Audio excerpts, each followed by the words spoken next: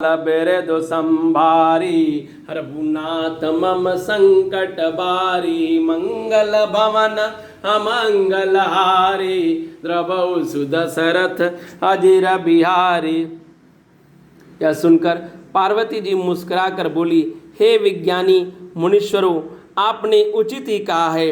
आपकी समझ में शिव जी ने कामदेव को अब जलाया है।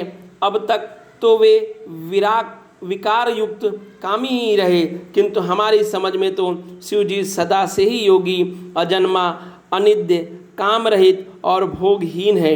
और यदि मैंने शिव जी को ऐसा समझकर ही मन, वचन और कर्म से प्रेम सहित उनकी सेवा की है, तो हे मुनीश्वरों सुनिए, वे कृपा निधान भगवान मेरी प्रतिज्ञा को सत्य करेंगे। आपने जो यह कहा कि शिव जी ने कामदेव को भस्म कर दिया, और यदि आपका बड़ा भारी अविवेक है हे तात अग्नि का, तो यह सहज स्वभाव ही है कि पाला उसके समीप कभी नहीं जा ही नहीं सकता, और जाने का वह अवश्य नष्ट हो जाएगा। महादेव जी और कामदेव जी के संबंध में भी यही न्याय बात समझना चाहिए। पार्वती जी के वचन को सुनकर और उनका प्रेम तथा विश्वास देखकर मुनि हृदय में बड़े प्रसन्न हुए। वे भवानी को सिर नवाकर चल दिए और हिमांचल के पास पहुँचे। उन्होंने पर्वतराज हिमांचल को सब हाल सुनाया।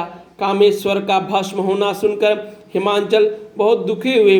फिर मुनि ने रति के वरदान की बात कही। उसे सुनकर हिमवान ने बहुत सुख माना। शिव जी के प्रभाव को मन में विचार कर हिमांचल ने श्रेष्ठ मुनियों को आदरपूर्वक बुला लिया और उनसे शुभ दिन, शुभ नक्षत्र और शुभ घड़ी सुधवाकर वेद की विधि के अनुसार शीघ्र ही लग्न निश्चित करा लिखवा लिया।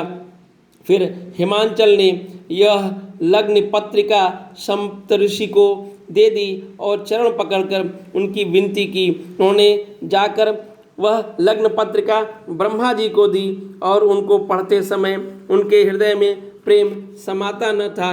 ब्रह्मा जी ने लग्न पढ़कर सबको सुनाया। उसे सुनकर सब मुनि और देवताओं का सारा समाज हर्षित हो गया। आकाश से फूलों की वर्षा होने लगी, बाजे बजने लगे और दसों दिशाओं में मंगल कलश सजा दिए गए। सब देवता अपने भांति भांति के वाहन और विमान सजाने लगे। कल्याणप्रद मंगल शकुन होने लगे और अप्सराएं गाने लगी। दीन दयाल बिरदु संभारी हरहु नाथ मम संकट बारी मंगल भवन अमंगल हारी प्रभु सुदशरथ अजिर बिहारी। दीन दयाल बिरदु संभारी हरहु नाथ मम संकट बारी मंगल भवन अमंगल हारी द्रवौ सुदशरथ अजिर बिहारी।